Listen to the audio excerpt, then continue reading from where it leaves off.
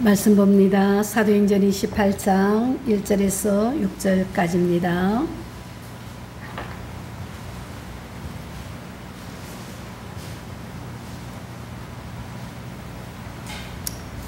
사도행전 28장 1절에서 6절까지 한 절씩 교독합니다.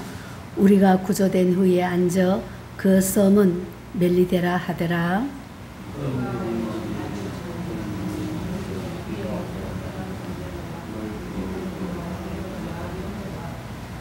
바울이 나무 한 묶음을 가두어 불에 넣으니 뜨거움으로 말미암아 독사가 나와 그 손을 물고 있는지라.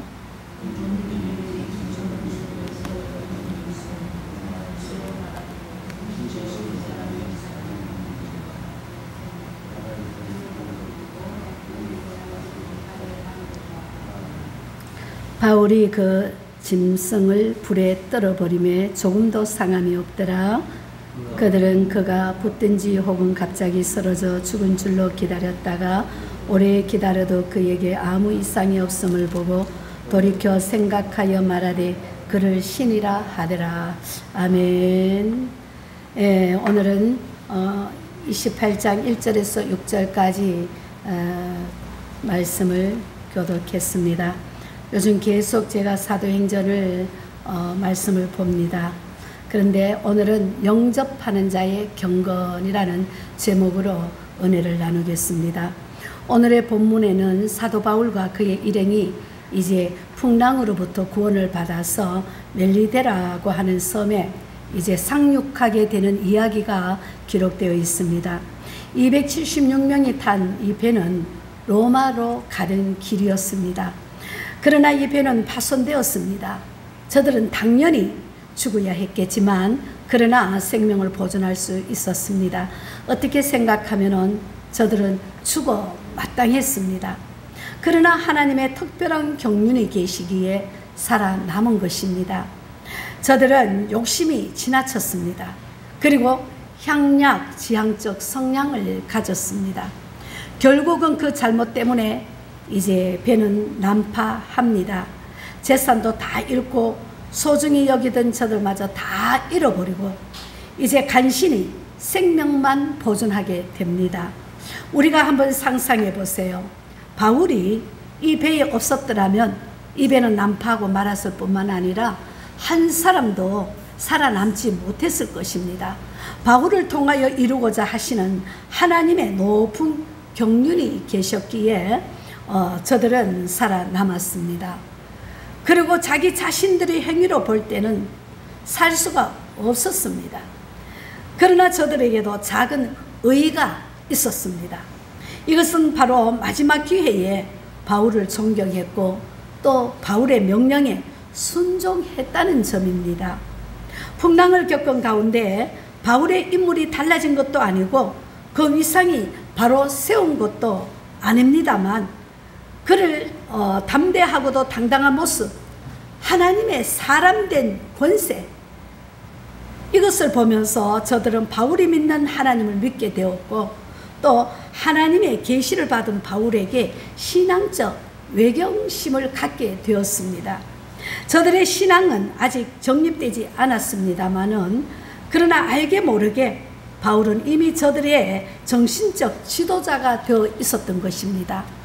바울이 먹으라 할 때에 또 고집불통으로 난 안 먹어 그렇게 했다든가 또 준비하라고 할 때에 난 안 해 이러는 사람이 한 사람도 있었더라면은 그 사람은 아마 죽었을 것입니다. 그러나 이 많은 사람들이 쇠고랑을 차고 있는 인간적으로 볼 때는 아주 초라하고 또 가장 불쌍한 이 바울의 말씀에 전적으로 순종했습니다. 이 마지막 순종이 바로 믿음이라는 것입니다. 그만큼이라도 믿음이 있었기에 저들은 이 어려운 지경에서 생명만을 구원받을 수 있었습니다. 이제 배도 잃었고 세상 부귀도 모든 영화도 다 잃어버렸습니다. 명예도 잃어버렸습니다. 나가서 고집도 잃어버렸습니다. 자기의 의도 모든 것이 다 꺾여버렸습니다. 이렇게 정처 없이 표류하다가 멜리테라고 하는 섬에 이르러 조난자로서의 생명을 보존받습니다. 여기에서 큰 변화가 이루어집니다. 저들은 지금까지는 백부장이 제일이요 선장이 제일인 줄 알았습니다. 선장과 군인들의 지시를 받으면서 그들을 따랐습니다. 하지만 이제는 달라졌습니다. 다 온유한 사람이 되었습니다. 바울의 말씀 앞에 꼼짝 못하고 순종합니다. 가라면 가고 오라면 오고 서라면 하고 서고 먹으라면 먹었습니다.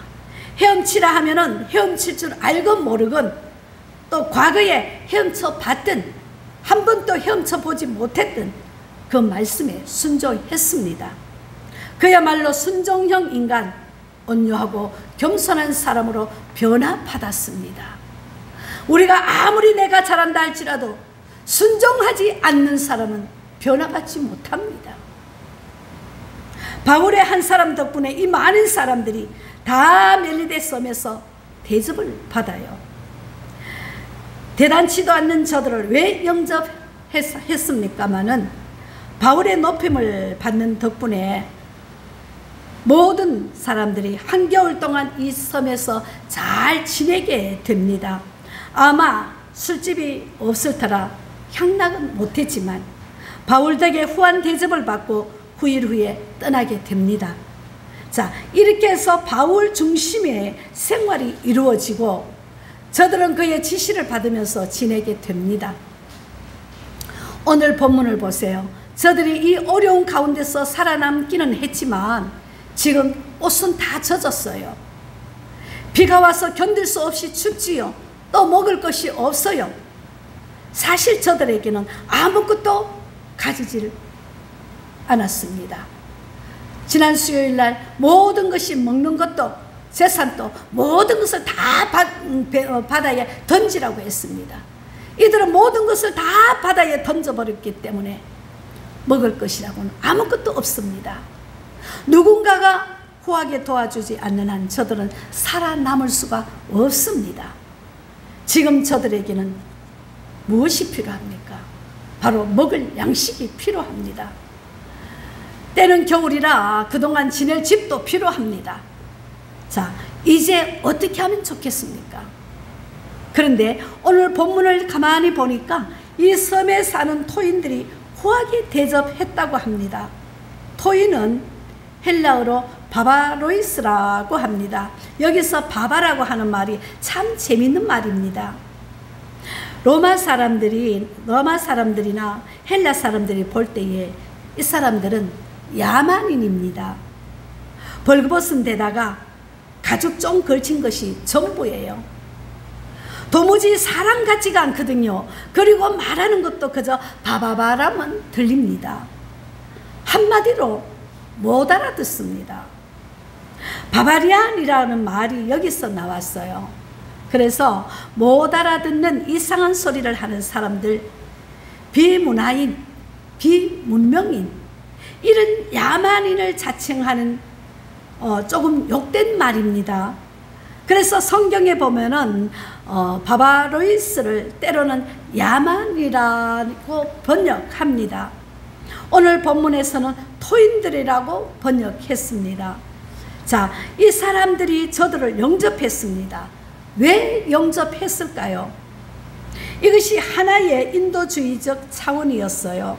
그러나 여기에 좀 미신적인 철학도 내포되어 있습니다.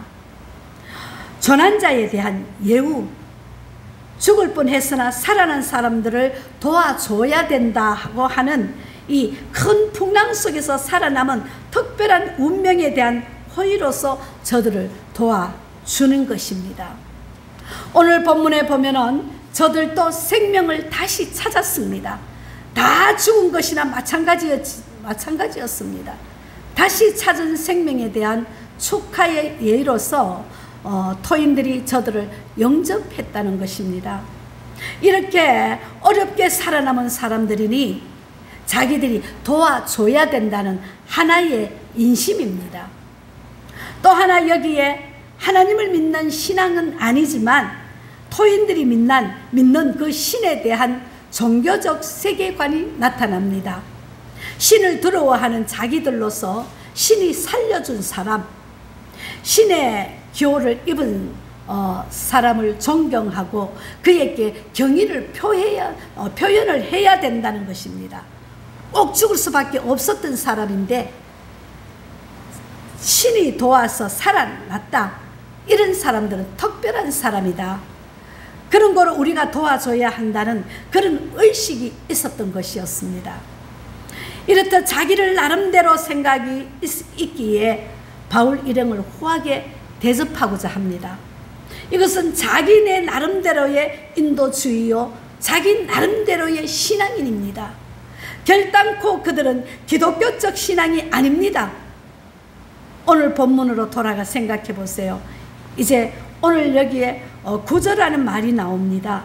이 구조라는 말이 바로 구원이라는 말입니다. 사도행전 27장 44절에 보니까 사람들이 다 상륙하여 구조되리라고 했습니다. 그리고 오늘 본문 1절에 보니까 우리가 구조된 후에 안적이라고 하죠. 구조, 여기에 상징적 의미가 있습니다. 우리는 다시금 즉 구조가 바로 구원이라고 했습니다. 무엇인가를 이 상징적 사건을 통해서 알게 됩니다. 예수님께서 병든 사람을 고치실 때 뭐라고 하십니까? 내 믿음이 너를 구원했다고 말씀하셨습니다. 병에 걸렸다가 나을 때에 병으로부터 자유하는 모습을 예수님께서는 대부분 구원이라고 하셨습니다. 여기에도 상징적 의미가 있습니다. 병에 걸리면은 흔히들 그 병에 속박되어 있는 것으로 생각합니다. 자신에 붙들려 있다가 자유함을 얻어 온전해질 때에도 그것을 구원이라고 말을 합니다. 여러분도 아시는 대로 병에 걸린 사람은 자유가 없어요. 교회에 나오려고 해도 나올 수가 없고, 일을 하려고 해도 일할 수가 없고, 무엇을 생각하려고 해도 생각할 수가 없습니다. 생각나지 않기 때문에요. 그야말로 쇠사슬이 없는 쇠사슬에 묶인 모습입니다. 몸과 마음이 다 붙들려요. 병에서 낫게 될 때야 비로소 자유함을 얻습니다. 몸도 마음도 정신도 가정생활도 다 자유하게 됩니다. 이와 마찬가지로 죄악에 붙들려 있고 사망에 붙들려 있다가 이로부터 자유하게 되는 것이 바로 구원입니다. 그래서 구원은 자유로 풀이합니다. 바로 이들이 구조된 것이 구원을 받았다는 증거입니다. 오늘의 본문에서 구원을 받았다 하면 생명을 보존했다는 뜻입니다. 죽을 사람이, 마땅히 죽어야 할 사람이 살아났다는 뜻이죠. 다 잃어버렸습니다만 생명은 건졌습니다. 구원은 생명 위주의 개념입니다. 또 하나 중요한 것이 있습니다. 저들은 오직 은혜로 살아났습니다. 자기들의 힘으로 산 것이 아닙니다. 헤엄을 잘 쳐서 산 것도 아니고 노를 잘 저어서 구원받은 것도 아닙니다. 또한 선원의 기술에 의해서 자기들의 노력에 의해서 살아남은 것이 아닙니다. 한마디로 말해서 율법적으로 산 것이 아니라 오직 은혜로서입니다. 오직 하나님의 은혜로 저들의 생명을 보존받았습니다. 그것뿐이 아닙니다. 더욱 중요한 것이 미지의 세계입니다. 저 구조, 구원을 얻은 후에 앉아 이 섬은 멜리데라 하더라고 1절에서 말씀합니다. 저들은 사실 이 방향으로 오려고 했던 것이 아니에요. 알고 보면은 재미있는 상황입니다. 미양을 떠나서 오랫동안 헤매다 보니까 지금 여기까지 왔습니다. 오히려 풍랑 때문에 더 로마 가까이 온 것입니다. 여기 어딘지 동쪽인지 서쪽인지도 모르고 정처 없이 흘러왔어요. 우리 욥기 23장에 보면은 이런 말씀이 있죠. 나는 나의 가는 길은 오직 그가 아시나니. 나는 아무것도 모른다는 겁니다. 그러면서 내 길은 여호와께서 아십니다. 이 욥의 고백처럼 저들은 정말 자기들의 길은 몰랐습니다. 그뿐만 아니라 미지의 방법으로 하나님께서 역사하셨습니다. 하나님께서 주도적으로 역사하셨을 따름입니다. 저들이 이 섬으로 오려고 해서 온 것도 아니고 또 이렇게 저렇게 살아남을 것이라고 생각했던 것도 아닙니다. 자기들은 당연히 죽을 줄만 알았습니다. 왜요? 배가 다 파손되었기 때문입니다. 그래서 모든 것을 버렸습니다. 다만 하나님의 방법에 의해서 구원에 이르게 된 것입니다. 이것은 참으로 놀라운 것입니다. 물리적인 구원만이 아니라 마음의 구원이 이루어졌어요. 심령적 구원이 이루어진 것입니다. 이 점을 우리가 깊이 생각해야 할 것입니다. 제가 서두에 왜 예배에 살아있는 예배를 드려야 한다 하면요, 내 심령의 예배, 내 심령의 예배가 회복되지 아니하면 마음에 기쁨이 없어요. 즐거움이 없어요. 억지로 교회 와가 앉아있는들, 억지로 찬송을 한들 예배가 회복될 수 있겠습니까? 하나님 앞에 기도하고 기도한 대로 순종하고 순종함으로 교회에 예배가 참석할 때에 예배가 회복됩니다. 매 순간 예배가 회복되려면 예배는 빠짐없이 하나님 앞에 드려야 합니다. 보세요. 저들은 그 많은 고집, 그 많은 욕심 이제 다 버렸습니다. 아주 허심탄회하게 빈 마음이 되었지요. 우리의 고집과 우리의 명예와 우리의 욕심, 모든 것 내려놔야만 됩니다. 그래야 내 예배가 회복될 수가 있습니다. 그리고 바울의 말씀만 조용히 듣는 사람들로 구원을 받았습니다.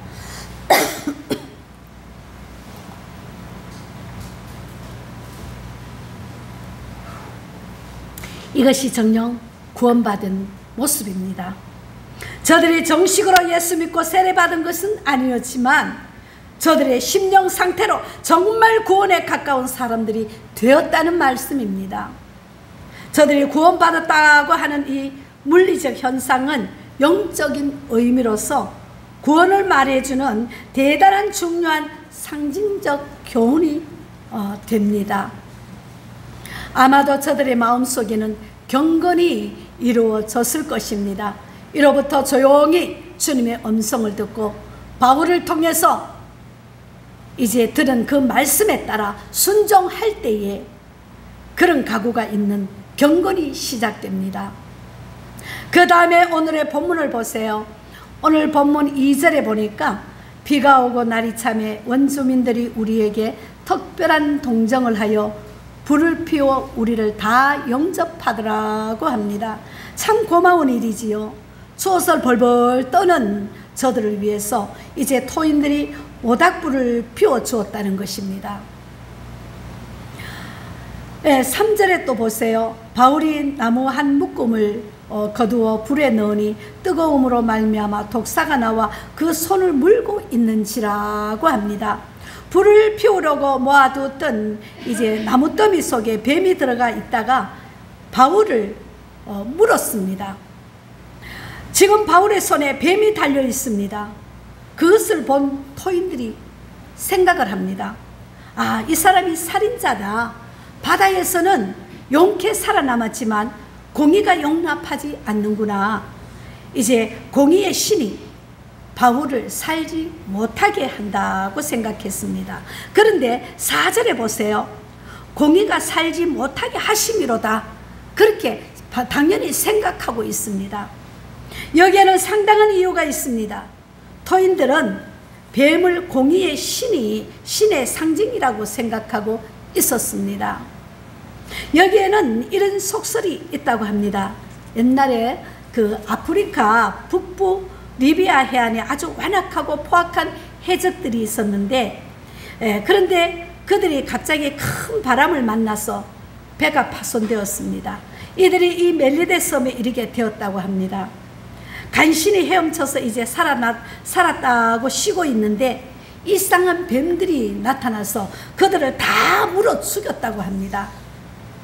그러니까 바다에서는 배가 파손되어도 용케 살아남았지만 공의의 신이 뱀으로 나타나서 이들을 물었다는 것입니다.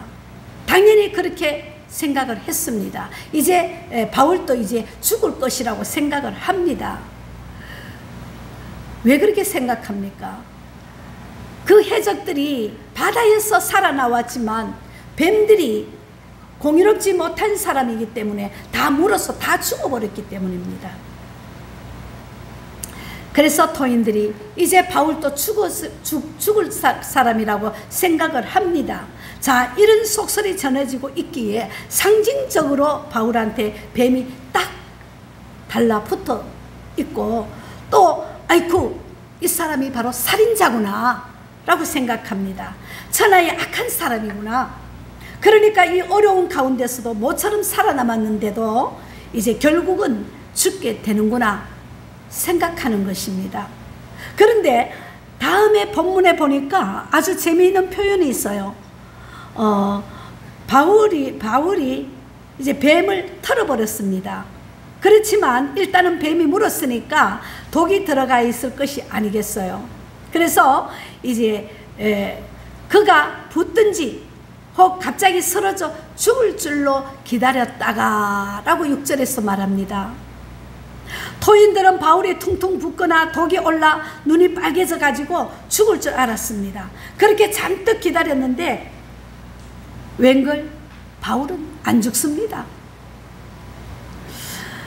죽는 것이 아닙니다. 안 죽으니까 토인들이 생각이 달라졌어요. 6절을 다시 보세요. 오래 기다려도 그에게 아무 이상이 없음을 보고 돌이켜 생각하여 말하되 그를 신이라 하더라고 합니다. 살인자가 신으로 바뀌는 시간입니다. 여기서 한번 우리가 깊이 생각해 봐야 할 문제가 있습니다. 아무 이상이 없음을 보고, 이 말이 대단히 중요한 말씀입니다. 기적이란 죽었다가 살아나야만은 기적이 아니에요. 안 죽는 것도 기적입니다. 오늘 이 아침에 우리가 일어나서 우리가 주일 예배에 참석한 것도 기적입니다. 무슨 굉장한 일이 있어야만 기적이 아니에요. 무사한 것이 바로 기적입니다. 여러분, 지금 교회에 나와 있습니다. 이게 보통 어려운 발걸음입니까? 오늘 또 내가 집에서 해야 할 일이 많습니다. 자식들에게도 잔소리해야 되고 남편에게도 잔소리해야 되고, 오늘 나는 좀 편안히 쉬어야겠다. 이 모든 것들을 물리치고 주님의 제단에 나와서 예배하는 이 자세가 기적입니다. 저는 오늘 본문 이 사건을 이렇게 보고 싶어요. 물렸다가 무사한 것도 무사한 것이지만 안 물린 것도 무사한 것이라고요. 그런 거로 이렇게 생각합시다. 건강한 것이 기적이고 무사한 것이 기적이고 평안한 것이 기적입니다. 그런데 토인들이 바울을 향해서 신이라고 말합니다. 왜요? 바울이 평안하니까요. 안 죽었으니까요. 물려도 그냥 털어버리고 아무렇지 않습니다. 그러니까 신이라는 거예요. 분명히 뱀에 물렸는데도 무사하니까요. 여러분, 조금 더 우리 영적으로 한번 생각해 봅시다. 그 사람 꼭 걱정할 수밖에 없는 사람인데 걱정을 안 해요. 꼭 죽을 지경인데 그 사람이 평안해요. 생각하면 잠시도 평안할 수 없을 만한 형편인데, 보면은 걱정이 태산 같은 사람인데도 평안해요. 하나님 앞에 예배를 잘 드려요. 여전히 평안해요. 이것이 바로 기적입니다. 기적은 죽었다가 살아나야만이 기적이 아닙니다. 바로 이것이 신앙이고 이것이 신앙의 위력입니다. 이상이 없음을 보고 모두가 놀랐더라고 합니다. 여러분, 우리의 마음이 항상 고요해야 합니다. 흔들려서는 안 됩니다. 작은 물질 때문에 내 마음에 파도가 요렁쳐서도 안 됩니다. 오늘 이 시간 후에 죽을지언정 평안을 가지시고 감사하시기를 바랍니다. 그것이 믿음이고 그것이 기적입니다. 바울의 이야기가 옛날 이야기가 아닙니다. 귀신 등속을 다 불에 태우고도 걷더니 무사해야 비로소 사람들이 무사할 수가 없는데 저렇게 무사하다니 과연 예수가 세구나 하지요. 평안할 수 없는데 평안한 것이 이방 사람들을 볼 때에 정말 저 사람이 예수 믿는 사람이구나. 세상 말로 정말 힘들고 죽을 것 같은데 그래도 그 사람이 감사하면서 하나님 앞에 예배의 성공자라 소리 듣는 그가 바로 예수 믿는 신앙인이구나 드러난다는 것입니다.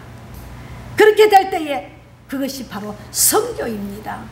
선교가 다른 것이 아닙니다. 저 이북으로, 북한으로, 중공으로 가서 복음 전한다고 전도하는 것만이 선교가 아닙니다. 내가 내 있는 자리에서, 내 가정에서, 내 교회에서, 내 직장 속에서 평안할 수 없는 것을 평안을 가지고, 감사할 수 없는 지경에 있는데도 평안을 가지고 감사하며 기적을 일으키는 그런 사람이 선교적 사명을 감당하는 은혜입니다. 힘의 대결이라고 하는 것이 예나 지금이나 마찬가지입니다. 영적으로 대결하게 되어 있어요. 신앙은 더 센 쪽으로 불게 마련입니다. 감사해 보세요. 감사가 기적을 일어납니다. 여러분 삶 속에서 감사할 수 있습니까? 아침만 일어나면은 자식들 등록금 걱정, 아침에 일어나면은 세금 걱정. 내가 하도 세금 걱정하니까 우리 장로님이 내한테로 다 넘겨라. 그래서 세금은 싹 다 넘겼어요. 그래서 내가 주여 감사합니다. 그런데 그래서 요즘은 전기세 아껴라, 가스비 아껴라. 이거 누가 내는데? 내가 내는데. 그래요. 속으로는 감사합니다. 그럽니다. 여러분, 감사할 수 없는 조건에서 감사할 때에 기적이 일어납니다. 감사 한번 해보세요. 물질이 어려울 때 물질로 감사하고, 가정이 어려울 때에 가정에서 내가 무엇을 즐거움을 줄 수 있는가? 하나님 말씀에 순종해서 열매를 맺어 보세요. 그러면 기적이 일어납니다. 우리가 강하고 담대할 뿐만 아니라 실제적으로 우위가 있어야 합니다. 감사가 있어야 합니다. 거기서 기적의 열매가 일어납니다. 영적으로 상위에 있어야 합니다. 이것을 잊지 말 것입니다. 사람들은 귀신을 배반하면은 무사할 수 없다고 생각합니다. 전에 여기 우리 지하 예배 있었을 때에 그 1층에 그 중국집 하시는 그 엄마가 무당이에요. 그래서 장사가 너무 안 되니까 밤에 보니까 구슬하고, 그래서 거기서 이제 술 같은 걸 가지고 항상 우리 계단에다가 뿌려버립니다. 근데 우리 교회가 더 부흥됐어요, 그때는. 근데 그분이 밖에서 만나면 꼭 안녕하세요 인사를 합니다. 그래서 어저께는 가다가 딱 만났어요. 저쪽에 오더라고요. 오시는데 내가 저분한테 이제 절이 잘 됩니까? 이제 안 되니까 한번 치우고 예수를 믿어보세요 라고 전해야 되겠다 하고, 그 아들들이 하는 것마다 망해요. 엄마가 구슬하는데 왜 망합니까? 하는 것마다 망하더라고요. 그래서 그 얘기를 해야 되겠다 이러고는 이제 오는데 딱 마주쳤어요. 마주치니까 인사 한번 꾹꾹 하고 지나가 버리더라고요. 그래서 잠시만요 그랬더니 들은 척도 안 하고 막 가요. 그래서 내가 앞으로 가서 붙잡았어요. 잠시만 저하고 얘기할까요? 아니요 저 바빠요. 그리고 가버리더라고요. 그래서 얘기를 못했어요. 근데요, 귀신들이 귀신같이 알아요. 그래서 도망갑니다. 사랑하는 여러분, 영적으로 우리는 상위에 서야 합니다. 있어야 합니다. 이것을 잊지 말 것입니다. 사람들이 귀신을 배반하면은 죽는다고 합니다. 그래서 절대로 놓지 못합니다. 귀신 다 불태워버리고 우리는 거뜬해야 합니다. 우리 마음속에 귀신들, 물질을 섬기는 귀신, 또한 욕심의 귀신, 모든 것들이 우리를 사로잡고 있을 때 그 모든 것들을 내어버려야 합니다. 주님 앞에 내려놓아야 합니다. 예수 십자가 보혈로, 보혈의 능력으로 우리가 새롭게 전진할 수 있어야 됩니다. 자, 오늘 뱀에 물리는 사건도 알고 보면은 하나의 은혜입니다. 그렇지 않아요? 물리는 것도 은혜요. 물리고 또 무사한 것도 은혜입니다. 다 기적입니다. 이 모든 일을 통해서 결과적으로는 하나님의 사람을 믿게 하고 하나님의 사람을 통해서 들려오는 말씀을 믿게 하기 위해서 이루어진 역사입니다. 하나님의 말씀을 듣고도 순종하지 아니하면은 기적이 일어나지 않습니다. 이 모든 일을 통해서 우리는 하나님의 역사를 이루어야 합니다. 이 복음 선교를 가능하기 위해서 있었던 오늘의 말씀 사건입니다. 참으로 그 역사가 오묘하지 않습니까?